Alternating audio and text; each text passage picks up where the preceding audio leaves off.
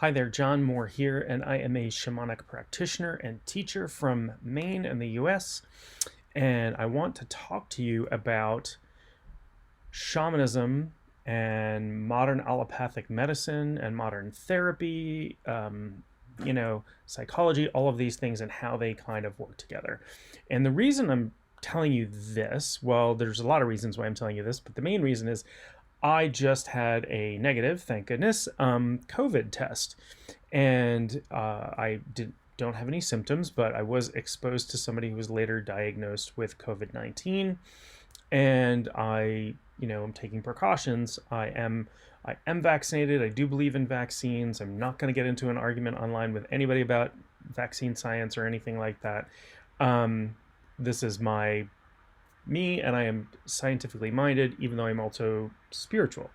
And so one of the things that's really important when a client comes to work with me to have a shamanic healing session is that I always tell them that shamanism is meant to address the underlying spiritual aspects of healing, right? So if you have a broken arm, a shaman might do work for you that would create conditions that might make it easier for the arm to heal.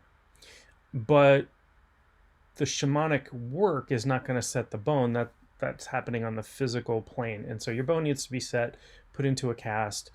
If you have an infection, you want to take antibiotics or antivirals or what have you.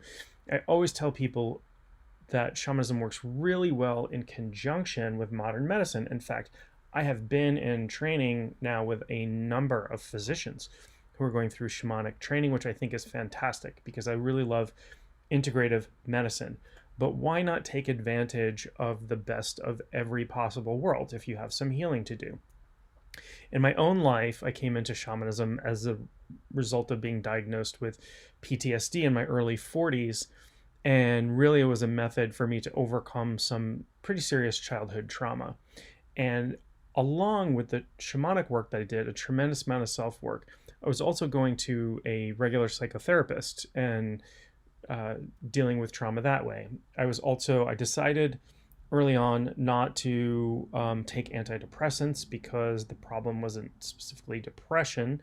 So I did go to a naturopathic doctor who tested all of my hormone levels and my neurotransmitters and prescribed supplements for me to take to overcome some of the physical repercussions of the trauma. So I did all of these different things, and I'm not every time I talk about medicine, it winds up being an argument. I'm not arguing against anybody who decides to take antidepressants. I think it's fine. You have to make your own decisions.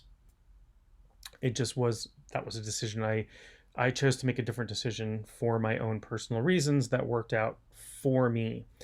So when a client comes to me and says, "Oh, I have this physical condition, or I have this mental health condition, or, I have some other symptom that is neither quite physical or mental, maybe it's in the emotional realm, maybe there's something going on spiritually," I always tell them that shamanic healing is not a replacement for your doctor or your therapist.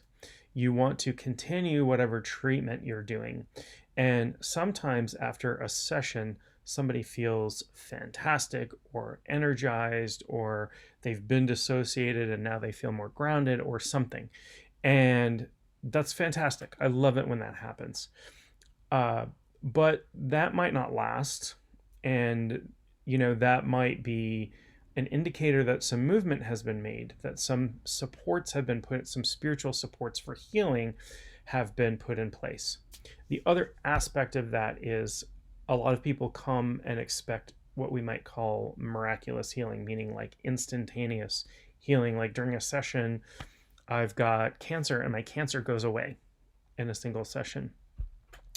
And while that does sometimes happen, you can never rely on that. Sometimes healing takes place over many sessions.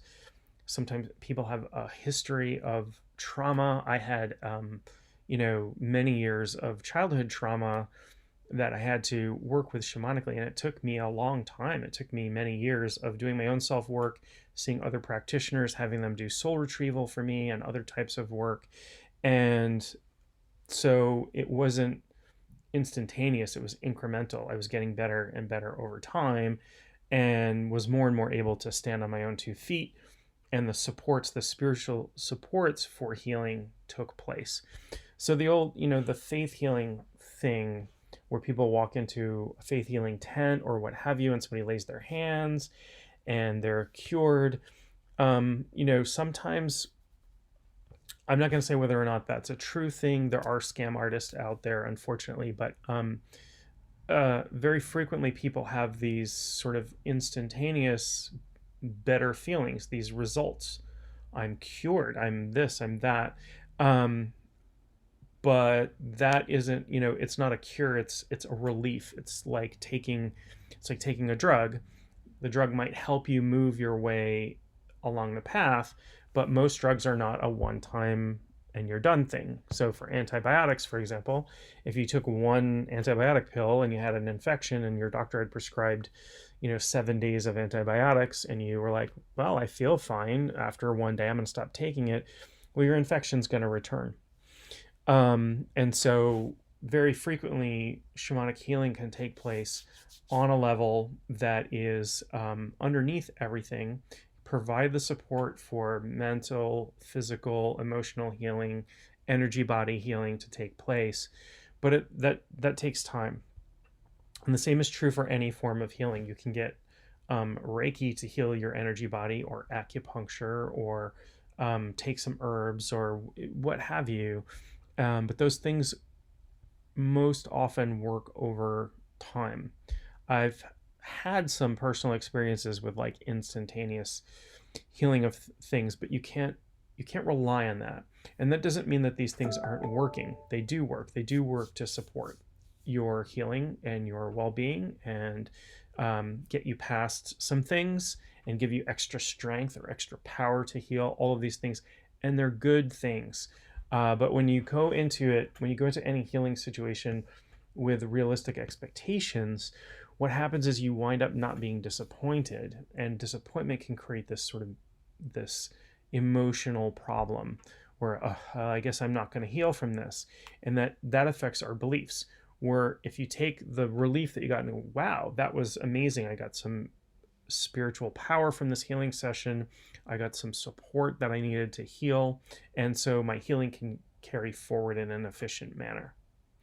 I like to use a car analogy when I talk about just about anything spiritual.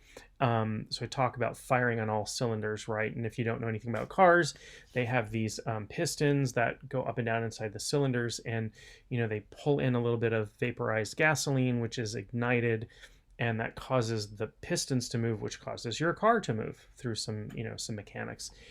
So if you have all of your cylinders firing, let's say you have 6 cylinders in your car, all 6 are firing, then your car is moving at its maximum efficiency, at its maximum ability. So you are like that. You are like that engine. Your cylinders you have a physical body, you have a mind, you are a spirit, you have a soul body, you have an etheric body, you have an astral body, you have all of these shells or bodies, and addressing things on multiple levels really is firing on all cylinders. So, not to go too far on a tangent here, but to talk about why the law of attraction, manifestation, doesn't work for a lot of people. A lot of people think that manifestation, the law of attraction, is sitting on your couch and wishing really hard, and a box of money falls out of the sky into your lap. That'd be wonderful. And if that worked, we would all be doing that. We would all win the lottery. We would all do all of these things. But you're really at that point only firing on one of your many cylinders. You're only manifesting from a mental level. You're having wishful thinking. You also have to get your emotions into alignment. You also have to take inspired action. So for example, if my thing I wanted to manifest was the perfect relationship, I think I have the perfect relationship right now. My girlfriend will be really, really happy to hear that.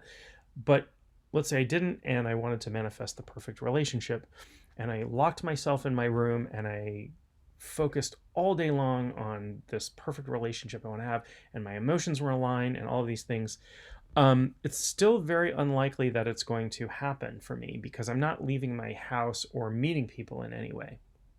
Okay, well, during the pandemic, it's a little hard to leave the house. But let's say I'm not going online and meeting anybody, or, meeting in Safeways in the grocery store or wherever people meet each other these days.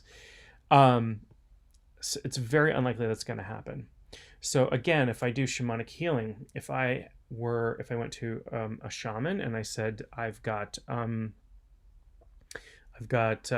obesity, or let's say my weight has been a problem, can you help me out? Yeah, a shamanic healer can provide some spiritual, perhaps some emotional and mental support for you to do that. But if you continue to eat 7 ice cream sundaes every day, your weight's not going to go down, because you're like, now not only are you not firing on all cylinders, but your cylinders are fighting each other. It's like two cars trying to push against each other, and one's going this way and one's going this way. It's not going to work very well for you. So I'll use many different analogies. I'll get all your ducks in a row, get all your cylinders firing, take the physical actions you need to take, work on your emotional stuff, work on your spiritual stuff, work on your mental stuff, and everything will come together, and you can start to step into flow with the universe, and healing can take place. So take care of your body. I hope you're happy and healthy. Stay that way. Please subscribe to my channel. I have a lot more videos regarding shamanism and other spiritual topics coming up, and I'd love to hear from you as well. Leave a comment if you so choose, and I will talk to you real soon.